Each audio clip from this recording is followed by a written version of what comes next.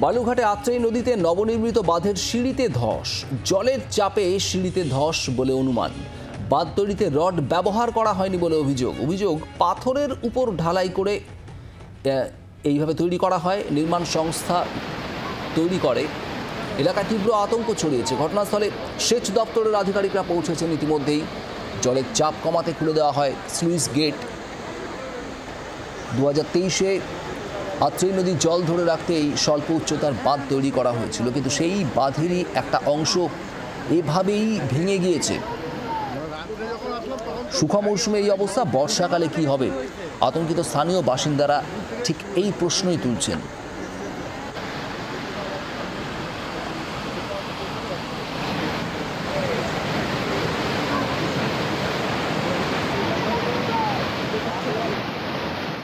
মুখ্যমন্ত্রীর স্বপ্নের প্রজেক্ট ছিল আত্রাই নদীর উপর এই স্বল্প উচ্চতার বাঁধ। 2023-এ এই কাজ শুরু হয়েছিল। 24 জানুয়ারির 30 তারিখ মুখ্যমন্ত্রী এই বাঁধের শুভ উদ্বোধন করেন। কিন্তু তারপরে গতকাল রাত্রি থেকে যে অবস্থা হয়েছে বাঁধের, তাতে কিন্তু প্রশ্ন উঠছে কি নিম্নমানের কাজ এখানে করা হয়েছে।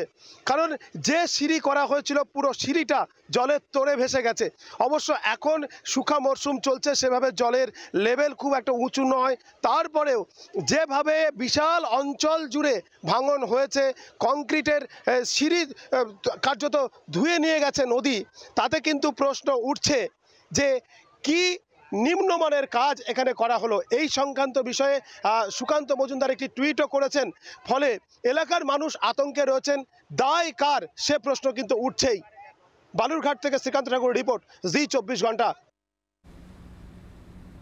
বালির বস্তা এনে কোনো রকমে আপাতত পরিস্থিতি সামাল দেওয়ার চেষ্টা হচ্ছে, কিন্তু কেন এই পরিস্থিতি সবটাই খতিয়ে দেখবেন সংশ্লিষ্ট আধিকারিক ইঞ্জিনিয়াররা। সেচ দপ্তরের তরফে খতিয়ে দেখা হবে এমনটাই বলা হচ্ছে। তবে এই ঘটনায় স্থানীয়দের মধ্যে তীব্র আতঙ্ক ছড়িয়েছে। তার কারণ বর্ষার মরশুমে যদি এই ঘটনা ঘটতো তাহলে ঠিক কি হতো? স্থানীয়রা কি বলছেন তাদের প্রতিক্রিয়া শোনাবো। পরিস্থিতি খুবই খারাপ, হঠাৎ ভাঙে চলে যাচ্ছে, পাথর হর নামে চলে যাচ্ছে। কিন্তু বন্যা হলে তারও এখানে থাকাই পরিস্থিতি খারাপ হয়ে যাবে। এখন কি আতঙ্ক তারপরেও রয়েছে? আতঙ্ক বলতে কি, পুলিশ প্রশাসন আসলে কী করবে বলো তো? মেন কাজ তো কারা করবে? ইরিগেশন করবে তো। ভয় তো থাকে যে ধুসে গেলে আমার বাড়ি ঘর চলে যাবে সব, এটাই ভয়। ড্যামের পাড়টা ভেঙে জলটা প্রচন্ড পরিমাণে যাচ্ছে, মানে ভেঙে যাচ্ছে, পাড়গুলো সব ভেঙে যাচ্ছে, এখন বাড়ি যাচ্ছে, সেগুলো ভেঙে যাবে। কাজটা হয়তো ঠিকভাবে হয়নি, সেইভাবে কাজটা করতে পারিনি, ওই জন্যই হয়েছে। স্থানীয় মানুষদের এই প্রতিক্রিয়া আপনারা শুনছিলেন। নির্মাণ নিয়েও একটা প্রশ্ন উঠছে। স্থানীয় কাউন্সিলর তিনি কি বলছেন শোনাবো। এটা তো পুরোপুরি ইরিগেশনের ডিপার্টমেন্ট, ওনারা ভালো করে দেখছেন, ইঞ্জিনিয়ার এসছেন এবং কাল রাতে চেয়ারম্যানও এসেছিলেন এবং ডিএম স্যারকেও জানানো হয়েছে। আর কিছুক্ষণ আগে এসডিও এসে দেখে গেছেন। এলাকার লোককে আমরা সতর্ক করছি যেন কাছেকুলে যেন না যায়।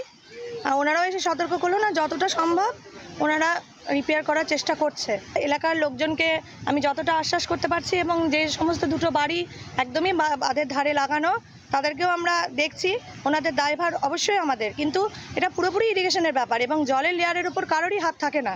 জল আপডাউন হতেই পারে এরকম। শ্রীকান্ত ঠাকুর আমাদের প্রতিনিধি রয়েছেন আমাদের সঙ্গে। শ্রীকান্ত, সেচ দপ্তর বা স্থানীয় প্রশাসনের তরফ থেকে কি পদক্ষেপ নজরে আসছে এখনো পর্যন্ত? দেখো, আমরা সকাল থেকে ঘটনাস্থলে রয়েছি এবং এখন আমাদের সামনে যেটা ঘটছে সেটা হচ্ছে বালির বস্তা একসঙ্গে 4-5টা করে বালির বস্তা বেঁধে সেটাকে নদীর যে অঞ্চলটা ভাঙছে সেই অঞ্চলে ফেলে দেওয়া হচ্ছে। এবং আমি ইঞ্জিনিয়ার যিনি রয়েছেন প্রদীপ ভট্টাচার্য, তার সঙ্গে কথা বলেছিলাম।